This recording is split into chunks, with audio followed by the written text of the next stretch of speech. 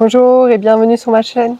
Alors aujourd'hui, j'avais envie de te parler un petit peu de ce qui se passe en ce moment, des énergies du mois d'août, voilà, de qu'est-ce que cela vient soulever pour l'ensemble, une grande majorité de personnes en tout cas que je rencontre, et moi-même. Donc voilà, je voulais te partager ce que j'ai compris de ça et vers quoi ces énergies m'ont amené à prendre conscience aujourd'hui et à pouvoir déployer en fait dans mes nouvelles potentialités. En fait, on est vraiment une période qui est assez charnière, assez conflictuelle. Il y a beaucoup de choses qui se passent dans le monde qui sont très lourdes et énergétiquement, qui sont vraiment plombantes, pas faciles. Alors ça fait déjà plusieurs années que je regarde plus la télé. Voilà, je me laisse pas influencer par ces médias merdias qui nous plombent vraiment avec ce qui se passe, et où j'essaye de vivre ma propre réalité. Et dans mon quotidien, ce que je remarque, c'est que en fait, je m'en porte mieux de pas savoir ce qui se passe à l'extérieur.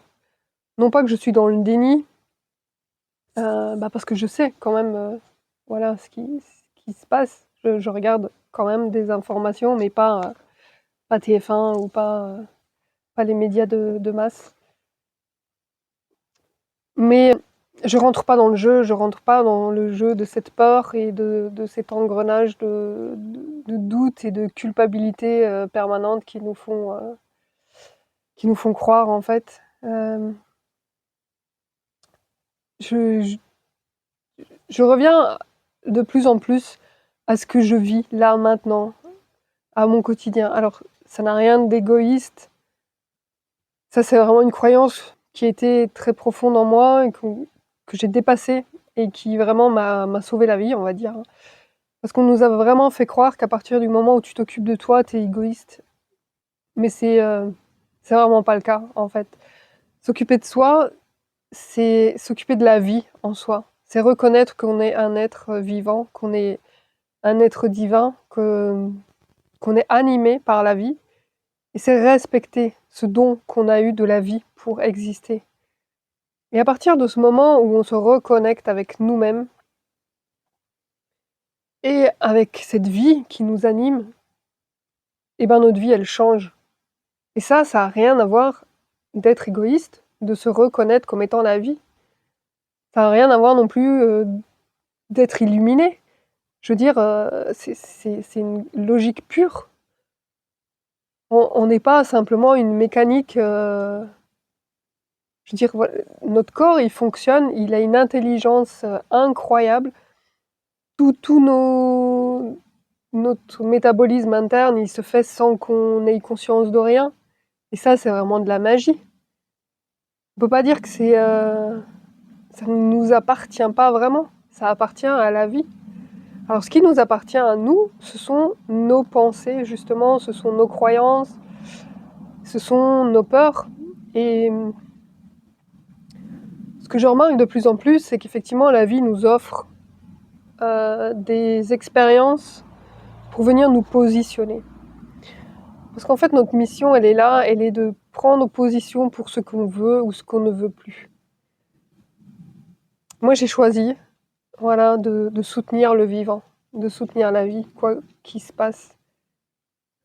Et donc la peur, elle est anti-biologique. Elle n'est pas humaine. Enfin, elle est humaine de l'humain égo, matériel, euh, enfermé dans sa matrice d'identité. Mais on n'est pas notre identité qu'on croit être le personnage avec son emploi, sa situation sociale. C'est pas ça qui nous définit. Ce qui nous définit intrinsèquement, c'est que nous sommes une vie qui s'exprime. Et là où on peut reprendre notre pouvoir, c'est et ben, de savoir que ça, déjà, et puis de savoir qu'on a le choix, justement, de ce qu'on veut exprimer. Donc comme je vous disais, la vie, elle nous offre des opportunités de venir nous découvrir à l'intérieur, de nous challenger. Et en fait, face à cette situation où je suis... non, Tali. Allez. Face à cette situation où on est challengé, et ben, ce que j'ai appris à faire, c'est prendre du recul, observer ce qui est là et l'accepter, ne pas lutter. En fait, ce qui est a le droit d'être et ce qui est juste. S'il est, c'est qu'il a sa raison d'être. Et de se rendre compte qu'en fait, on est le créateur de ce qui nous arrive, de notre réalité. Ça a été aussi un autre chemin. Et donc, ok, il m'arrive quelque chose qui vient me challenger, qui me met en difficulté, qui remonte des émotions. Et ben j'accueille, j'accepte mes émotions. Si je les refoule pas, je les vis pleinement.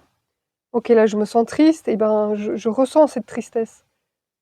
Et j'essaye de comprendre pourquoi cette situation me met dans cet état.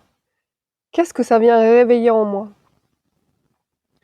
Et des fois, il n'y a pas besoin que le mental y comprenne, mais juste le fait de se poser avec cette émotion et de l'accepter, eh ben, elle disparaît. Et le trauma qui avait créé cela peut, de ce fait de lui-même, venir se décristalliser, venir s'amoindrir, voire disparaître. En fait, se rendre compte que ce qui est, point barre, et que c'est notre interprétation, avec nos propres filtres, nos propres croyances, nos propres peurs, nos propres blessures, qui viennent créer une image de ce qui est, et qui viennent la façonner et en faire une histoire, notre propre histoire. C'est pour ça qu'on ne peut pas juger, parce qu'on a chacun nos propres filtres, et donc l'histoire qu'on se crée, elle est unique et personnelle. Alors bien sûr, certaines personnes pourront voir la même chose avec un certain événement, mais d'autres, avec leurs filtres, verront complètement autre chose. Et c'est pas qu'ils ont tort. Il faut arrêter cette dualité de un qui a raison et l'autre qui a tort, un qui est bon, un qui est mauvais. On a tous notre raison d'être, et on a tous raison de nos croyances. Et ce qui y est important, c'est de ne pas rester enfermé là-dedans, à moins qu'elle nous convienne, bien sûr. Mais si on est dans une situation qui ne nous convient pas, c'est à nous de décider de ne pas rester engrammé là-dedans et de pouvoir changer notre état d'esprit. Et changer nos filtres, en allant soigner nos blessures, en allant les voir, en allant les accueillir et les vivre pleinement. On nous a appris à les refouler, à ne pas les voir et à ne pas s'occuper de nous. Et c'est tout l'inverse. Une fois qu'on nettoie, qu'on épure ça, la vie est de plus en plus belle, la vie est de plus en plus douce, la vie est de plus en plus aimante. Et venir contacter cette part qui se réveille. Voilà. Si quelque chose vient nous mettre en réaction, ça n'a rien à voir avec la chose extérieure, ça a à voir avec nous. Qu'est-ce que cela vient me dire à moi? Qu'est-ce que cela vient me réveiller comme blessure? Qu'est-ce que cela vient... Arrêtez de projeter tout le temps sur l'extérieur, mais vraiment revenir à soi. En fait, qu'est-ce que cette situation vient mettre en lumière? Quel programme ça vient illuminer en moi, dans mes fonctionnements, dans mes traumas? Quelle part d'ombre ça vient révéler? Pour qu'elle puisse être libérée, pour qu'elle puisse enfin être transmutée. Tout ce qui arrive est là pour nous faire évoluer, pour justement nous amener à nous dépouiller de tout ce qui n'est pas pure lumière en nous, de tout ce qui n'est pas divin, et nous débarrasser de tous ces poids que l'on traîne et que l'on perpétue de génération en génération en plus.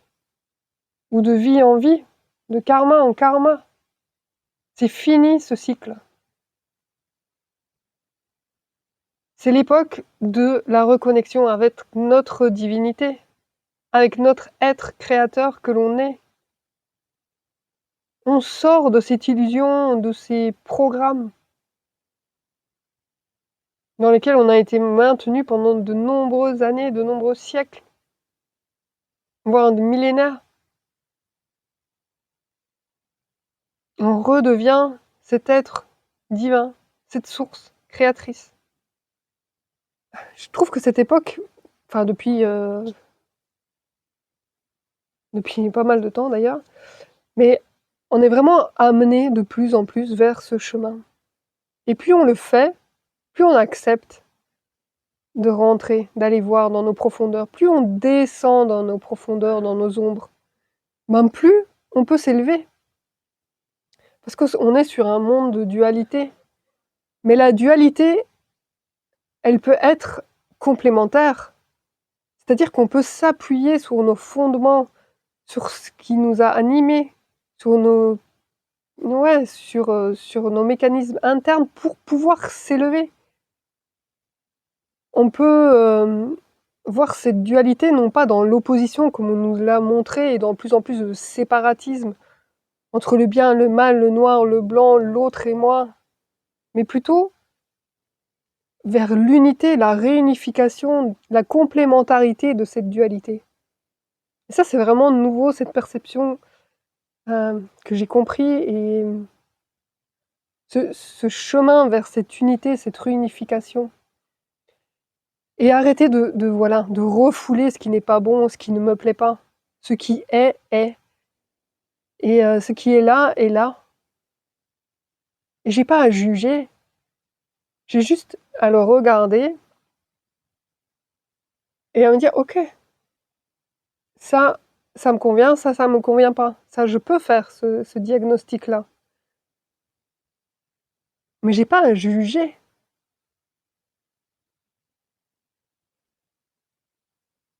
Et au fur et à mesure, je peux réajuster, du coup. Si ça ne me convient pas, qu'est-ce qui ne me convient pas? Qu'est-ce que j'ai envie? Qu'est-ce que je peux changer pour arriver vers ce que j'ai envie?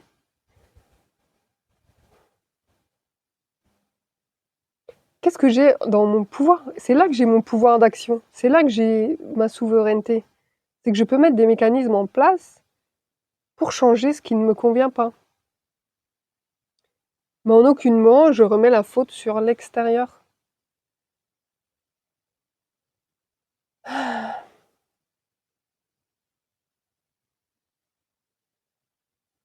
Voilà, je pense que c'est à peu près ce que je voulais vous partager dans cette vidéo. En tout cas, se rappeler que, quoi qu'il arrive, de toute façon, on est créateur. C'est nous qui créons notre vie. Et en fonction du filtre que l'on met, qu'on choisit de garder, on va le voir d'une certaine manière. Mais on a le pouvoir de changer ce filtre. C'est vraiment ce que j'aimerais que vous compreniez. On a ce pouvoir-là de voir la vie autrement. Et pas que la réalité va être différente. Mais moi, ce que je vais faire de ce que je vois va être différent et m'impacter différemment. Ce que je peux décider en voyant la guerre, en voyant les malheurs du monde qui nous montrent, de me morfondre, de dire que le monde va mal, que c'est atroce, qu'on va tous mourir demain, que voilà, il y a une nouvelle maladie qui arrive, et on va être confinés et être dans cette peur.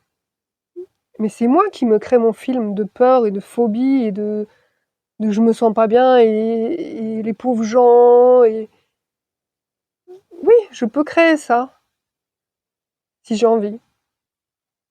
Mais je peux décider de voir la chose autrement aussi et de me dire, ok, il existe le malheur dans le monde, ok, il y a des guerres. Oui, c'est malheureux pour ces pauvres gens qui sont en train de mourir au combat et qui n'ont rien demandé. Oui, c'est malheureux. Mais me morfondre avec cela, Et vivre dans la colère ou la haine ou la peur ne changera rien, à part me pourrir la vie. C'est pas parce que moi je suis en souffrance par rapport à ce qui se passe à l'extérieur de moi que ça va soigner l'extérieur. En fait, mon seul pouvoir, il est de me prendre en charge moi-même. Et ce que je choisis de nourrir, moi, maintenant, pour moi, eh ben, c'est la paix. Et c'est l'amour. Et c'est la joie de vivre. Et c'est là qui réside mon pouvoir, dans ce choix. Qu'est-ce que je choisis de rayonner? Qu'est-ce que je choisis d'émaner comme vibration? Et déjà, en passant par moi, je commençais à changer mon environnement, mes relations, mon monde. Et petit à petit, si tout le monde faisait ça, eh ben, il n'y aurait plus de guerre, tout simplement. Si chacun voulait la paix, eh ben, il y aurait la paix. On a ce pouvoir-là. On a ce pouvoir. Donc il est temps maintenant de le reprendre. Il est temps maintenant de l'honorer et de le reconnaître. Nous sommes des êtres créateurs. Nous sommes des êtres divins. Et on est là pour la paix dans le monde.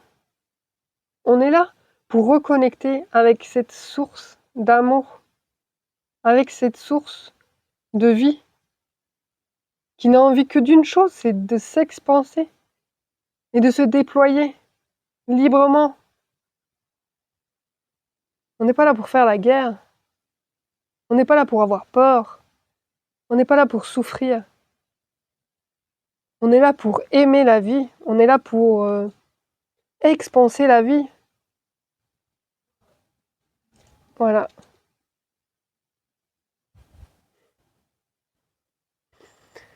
En tout cas, je vous souhaite vraiment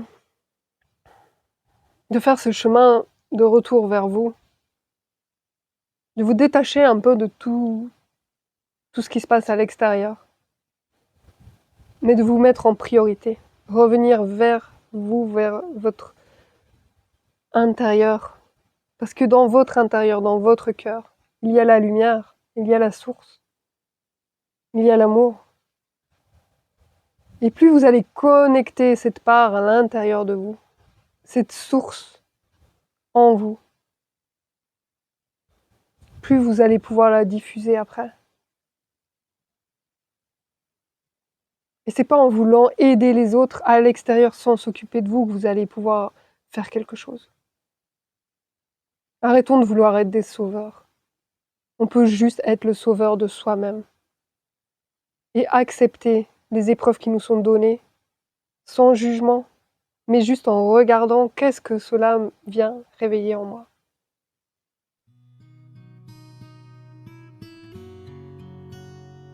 Je vous souhaite un beau chemin et je vous dis à bientôt pour une prochaine vidéo.